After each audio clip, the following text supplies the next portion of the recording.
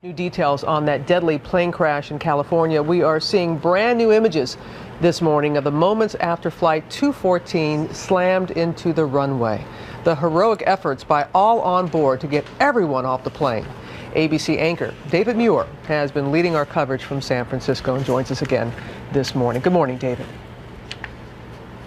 Robin, good morning again from San Francisco. And those images so telling, showing the passengers racing to get off that jet. You can still see the wreckage right over my shoulder here just across the bay at the runway at the airport. We learned overnight federal investigators sitting down with those pilots, including that pilot in training. They will do so again today. And among the questions they'll be asking them is why in that cockpit they shut down computers, the autopilot, 82 seconds before that crash landing.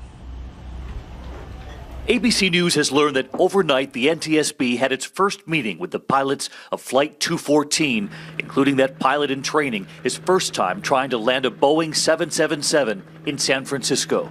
That word comes just as new images emerge, revealing the passengers and their frantic efforts to get out of that jet alive. You can see the chutes deploy, and immediately the passengers racing down them. Oh my God, that's scary. They're running out. The fire then breaking out in the front of the plane, and this morning we now know that that fire started with passengers still trapped in the back. One-on-one with the first firefighters on the scene, they told me how they climbed up the chute into the smoke-filled cabin, and toward the back they find mangled seats and the passengers unable to get out. Could you see the fear in their faces? I think it was more shock that I saw. Eyes wide open, and people looking like they needed assistance.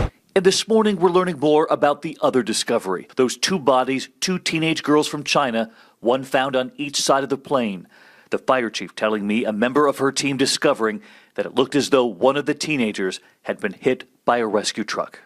Overnight, the teenagers' families from China touching down in San Francisco, now waiting for word from the coroner here. The girls seen in this image forming a heart with their arms. And amid the heartbreak, one more story of true courage emerging. The flight attendants, them seen here carrying a child on her back. Right there in the end, cabin manager Lee Yoon-hae trying to put the fires out herself, saying crew members had to use axes to cut through chutes that had inflated inside the cabin. One of her colleagues choking under the weight of the slide. Helping the injured, she then realized she too had been hurt, breaking her tailbone. In front of the cameras in pain and back in her uniform, she said her mind was clear from the moment of the crash, thinking to herself, I need to put out that fire. Determined to put out that fire and determined to get the passengers off that plane. We did learn overnight of another scare involving a Boeing 777 also headed here to San Francisco, this time from Tokyo. It turned around and returned after 4 hours of flight time because of a warning about a hydraulic fluid leak, obviously unrelated to this, but you can imagine the jitters when they heard of another Boeing, a 777 with problems, headed to this airport.